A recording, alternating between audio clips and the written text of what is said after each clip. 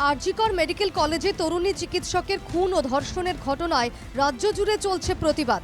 সেই প্রতিবাদের অঙ্গ হিসেবে বহু পুজো কমিটি এবার রাজ্য সরকারের অনুদানের টাকা ফিরিয়ে দিয়েছে। কিন্তু টাকা ফিরিয়ে দেওয়া নয়, বরং এলাকার নিরাপত্তা সুনিশ্চিত করতে সেই টাকা কাজে লাগাচ্ছে মালদার নেতাজি ক্লাব।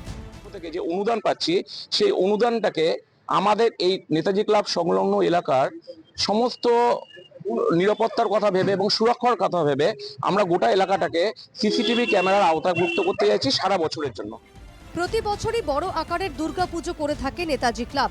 মালদা শহরের ব্যস্ততম এলাকা হাসপাতাল মোড়ের ঠিক সামনেই এই পুজো হয়। জনবহুল এই এলাকার নিরাপত্তার কথা মাথায় রেখেই সিসিটিভি বসানোর সিদ্ধান্ত নেতাজি ক্লাবের। আমাদের এই এলাকাটা যেহেতু একটা ব্যস্তবহুল জায়গা, মালদা নেতাজি ক্লাব ও গ্রন্থাগার, তো এখানে প্রচুর ছেলেমেয়েরা পড়াশোনা করতে আসে, টিউশন করতে আসে, এখানে স্কুল আছে সামনে এবং অনেক ক্লাবের এটা এন্ট্রি পয়েন্ট।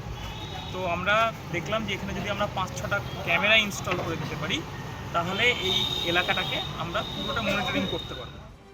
এলাকা সুরক্ষিত এবং নারী নিরাপত্তা সুনিশ্চিত করতে নেতাজি ক্লাবের এই উদ্যোগকে স্বাগত জানিয়েছেন এলাকার মহিলারা। নেতাজি ক্লাবের অন্য ক্লাবকে এইরকম একটা উদ্যোগ নেওয়া উচিত। প্রত্যেক নারীরই সুরক্ষা, সেটা যে আমাদের এই নেতাজি ক্লাব নারীদের সম্বন্ধে ভেবেছে, নারীদের নিরাপত্তা নিয়ে এতটা ভেবেছে, এতটা করেছে, সেটা সত্যি একটা প্রশংসনীয় ব্যাপার। আরজিকরের পরে রাজ্যের বিভিন্ন এলাকায় একাধিক নারী নিগ্রহের ঘটনা ঘটেছে। এ ধরনের ঘটনা ঠেকাতে ও দোষীদের চিহ্নিত করতে সিসিটিভির কার্যকারিতা নিয়ে কোনো সংশয় নেই।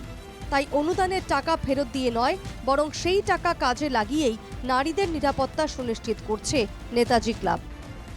মালদা থেকে সুমিত ঘোষের রিপোর্ট, এনকেটিভি বাংলা।